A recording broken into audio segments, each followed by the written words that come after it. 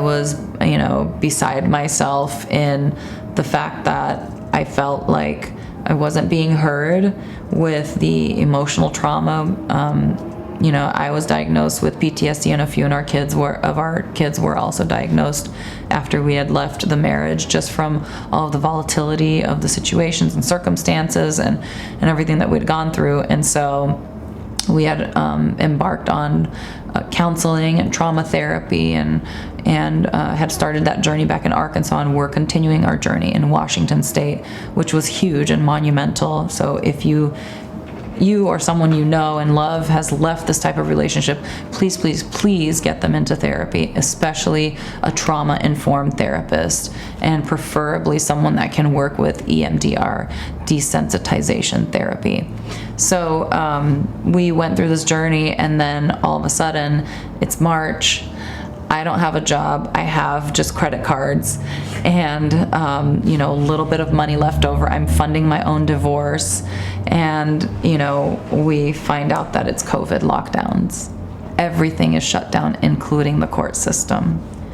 And I felt just a pit in my stomach. I felt like this was never going to end. I felt like I was going to drown in debt. I felt scared. I felt very alone. I was far away from any family or any of our support system, and I tried to just put my biggest, bravest face on and really walk through this journey as closely and as gently as I could, while teaching our children why we're going through this process. Because the one thing that I hated the most about what we went through as children was not understanding the process. There was a lot of volatility. Our parents would try and get back together, then split again, try and get back together, split again.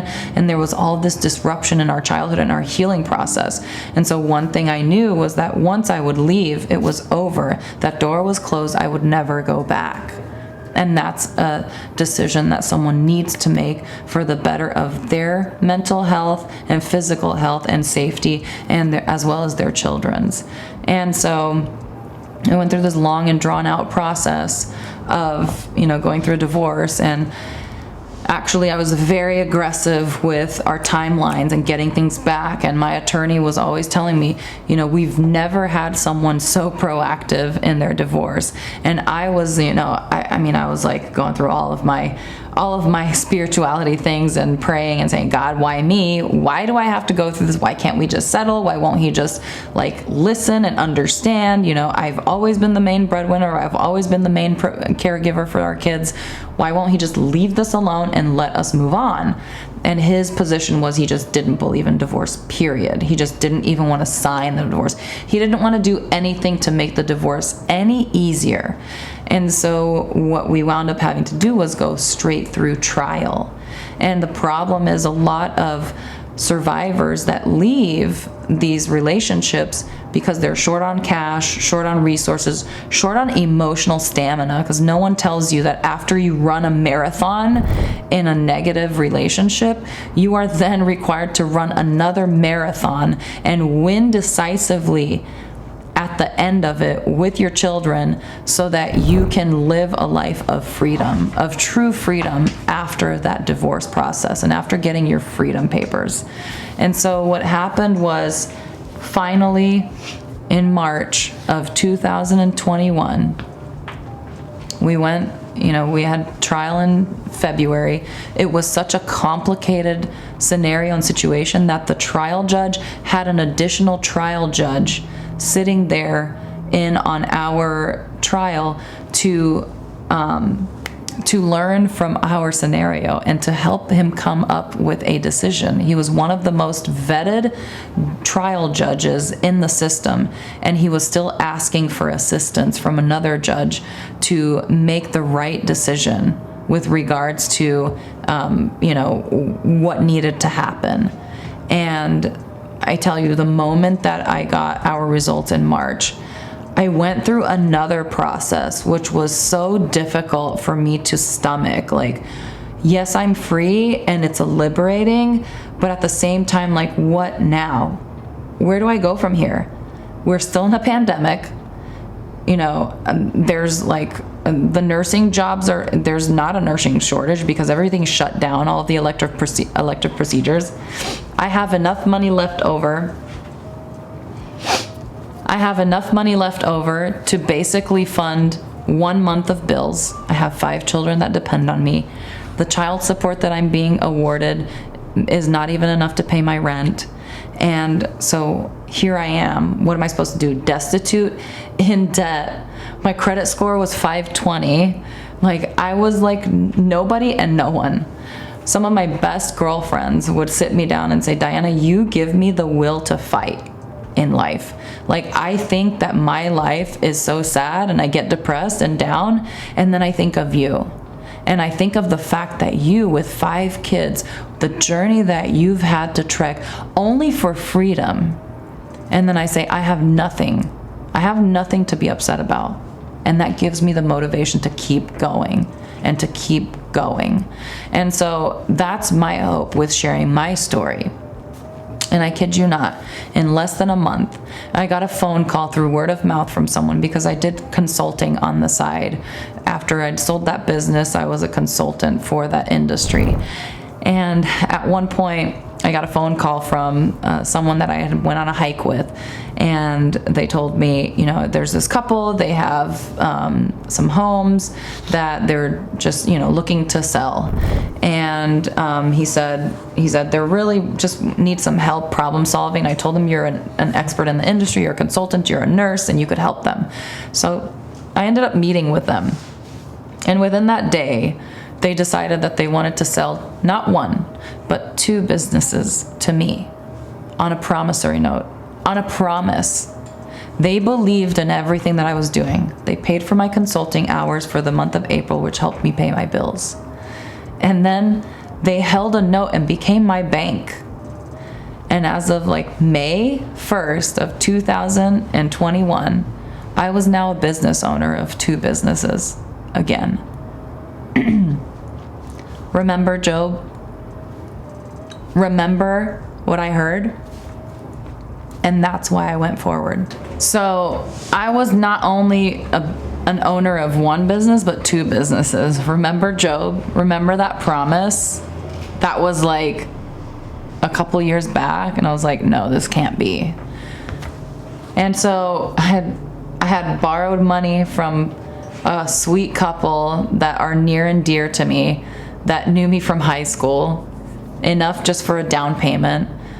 These business owners became my bank. I took over within 2 weeks, let them take charge of their life and their health, and they were, you know, able to start recharging their batteries and get out of the stressful environment that they were in, and started working really hard and restructuring the business while homeschooling 5 kids, while during a pandemic still.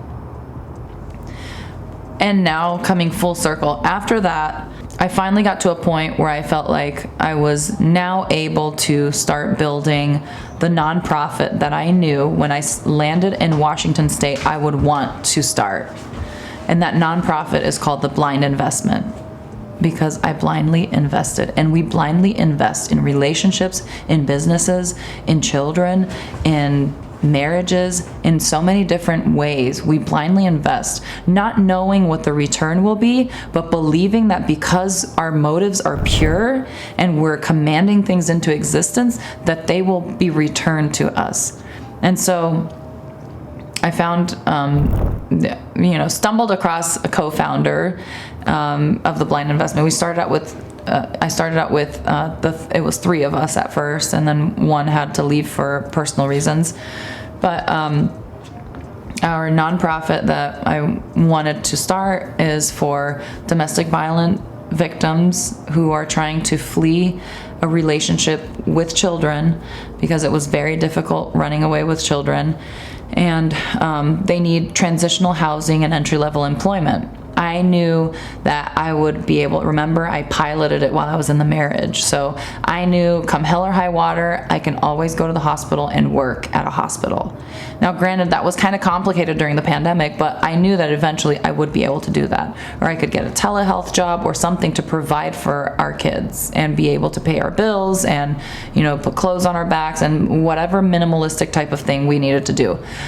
But I also know that there are cases where either women, which is the vast majority of the victims, even though, it does happen the other way around, and I don't want to discredit that because it does. But mostly women have a college degree that they've never been able to have a job in. So they have no work experience and still can't get a job. They need an entry-level position, or have never even finished high school or college. And so my goal is to start up as many businesses as possible where we can provide these entry-level job opportunities and they can work their way up into business ownership. And that's what the hope is and the dream is, to be able to effectively break the cycle of abuse. We want to give people hope, to give people somewhere, a point of refuge where they can run away, successfully. We want to break that statistic. It shouldn't take 7 times for them to run away and to fail, especially with children, because it's so difficult for the children who have trauma and have undergone trauma to heal. That's just breaking that healing cycle, and it puts them back by 6 months at a time. Every time it puts you back by 6 months. And trauma healing, if you know anything about it, takes years. Sometimes it takes a lifetime. Being able to get to a point where you're no longer disassociating when whenever you're having sex, or not disassociating whenever you're having an altercation with someone verbally, or not disassociating when you hear someone yell and your startle reflex is hypervigilant, or not getting to a point where you have to think of plan A through Z for every single decision that you make, and getting to a point where you're not going to second guess every single decision you make as a human, because the person that you've always been and that you've trusted when your ego was first developed as a child, no longer exists. It's been wiped clean. And so now you're rebuilding from the ground. And so what I found most helpful for me, which I hope we can implement within our nonprofit as well, is, working out.